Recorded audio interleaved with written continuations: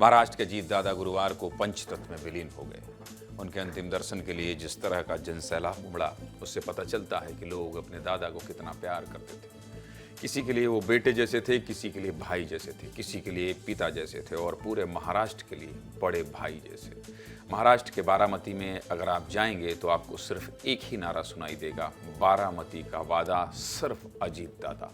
और आज वही अजीत दादा अपने बारामती को छोड़कर चले गए। गुरुवार सुबह 7:50 पर अजीत पवार के पार्थिव शरीर को अस्पताल से बाहर लाया गया। अस्पताल के बाहर पहले से ही लोगों की बहुत भीड़ थी।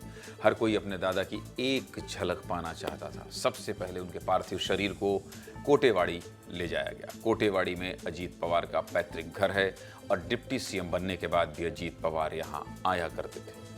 काटेवाड़ी वाले घर पर भी समर्थक बड़ी संख्या में मौजूद थे। भीड़ बहुत ज़्यादा थी और सबकी चाहत सिर्फ एक थी कि किसी तरह अजीत दादा के अंतिम दर्शन हो जाएं। यहाँ से अंतिम दर्शन के बाद अजीत पवार का पार्थिव शरीर कहाँ ले जाया गया? बारामती के विद्या प्रतिष्ठान मैदान में लाया गया।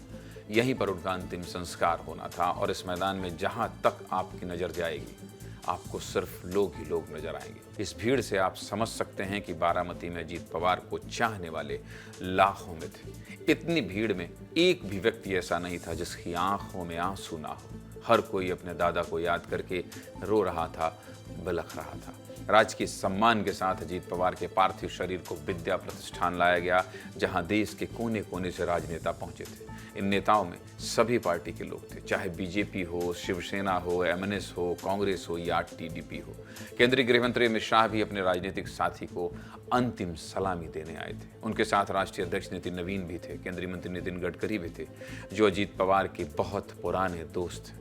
महाराष्ट्र के मुख्यमंत्री देवेंद्र फडणवीस और डिप्टी सीएम एकनाथ शिंदे भी सरकार के अपने साथी को श्रद्धांजलि देने आए थे। इन सब राजनीतिक चेहरों के अलावा एक नाम रितेश देशमुख का भी था, जो अजीत पवार के अंतिम दर्शन करने आए थे।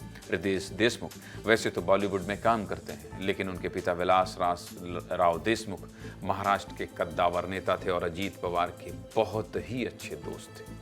राजनेताओं के अलावा पवार परिवार का हर एक सदस्य आज बारामती में था। कहा जाता है कि एनसीपी भले ही दो धड़ों में बढ़ गई हो, लेकिन आज भी पूरा परिवार एक था। सारे त्योहार पूरा परिवार एक साथ मनाता था।